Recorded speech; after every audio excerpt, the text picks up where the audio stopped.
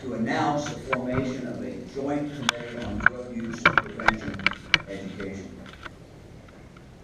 We are asking this committee, most of them are here, we thank you for making the trips, and we had a long trip this morning, so we appreciate that very, very much.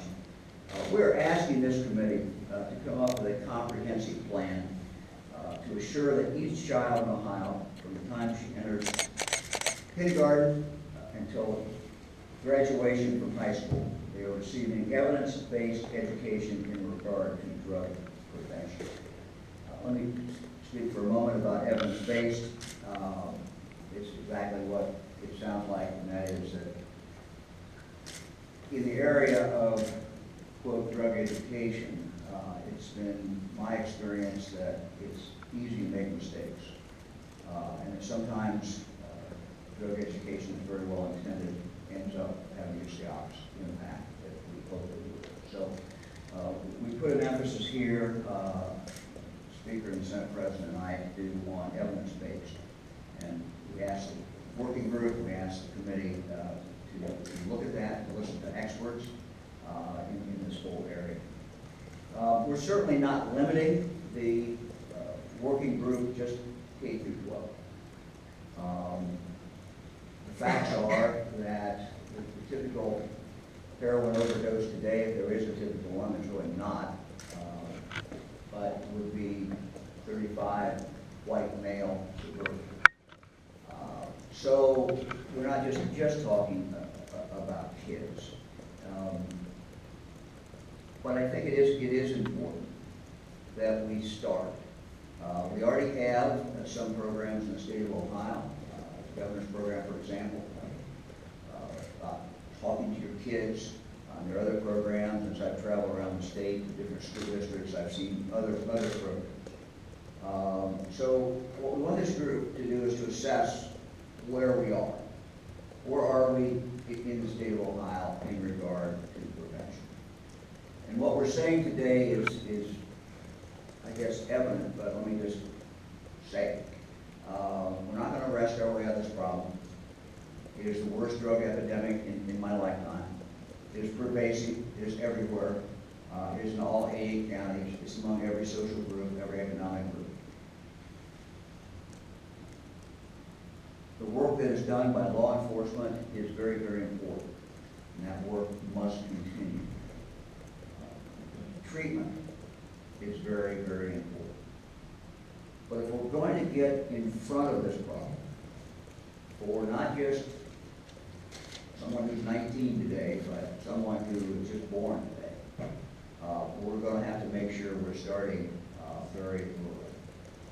I served on President Reagan's National Commission on Drug-Free Schools in the 1980s. And the message that I remember taking away from that as we listened to the experts was that they told us that if you're serious about prevention, if you're serious about education, it's no different than teaching anything else.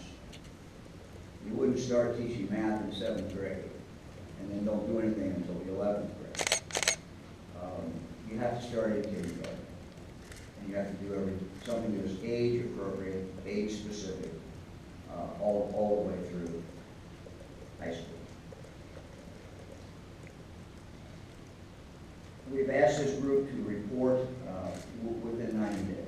That's a pretty fast turnaround. And I'll tell you quite candidly, if the group comes back and says we need more time, we're going to give them more time.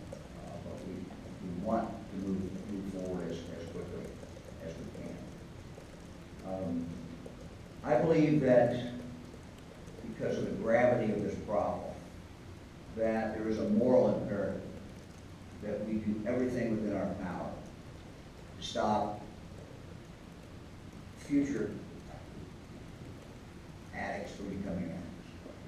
That we do everything in our power to equip young people with the facts and the information that they need. Will the implementation of this comprehensive plan cause a quick, dramatic decrease in deaths? The answer is no. 10 years from now, 20 years from now, there It may not be heroin, it may not be opiates, it may be something else. But unless we start now, the world will continue to face this problem decade after decade. Let me conclude by saying that I think part of what we have to do is change the culture. When I was a county prosecuting attorney in Green County, heroin was something that was in our cities. It was tragic, it was sad, there was a relatively few people, even among the people who did drugs. There was some sort of psychological barrier that was there to stop people from starting to take drugs, starting to take heroin specifically. Even people who did other drugs wouldn't do heroin. That psychological barrier is down. We've had a culture change, and it's been a culture change that frankly has gone the wrong way. I use the word culture, and it may seem like a strange thing to say, but bear with me for a moment. During my lifetime, we in this country have fundamentally changed the culture in regard to tobacco use. Think about it. Think about it. Yes, we still have people who are starting, yes we do, but there's been a dramatic change in how that has been looked at. The irony and the tragedy is that while we've made progress in this area, at least in regard to heroin, at least in regard to opiates, the culture is going the other way. And we have to turn that around. And I think there is a moral imperative that we do this. And if we do not do it, who's going to do it?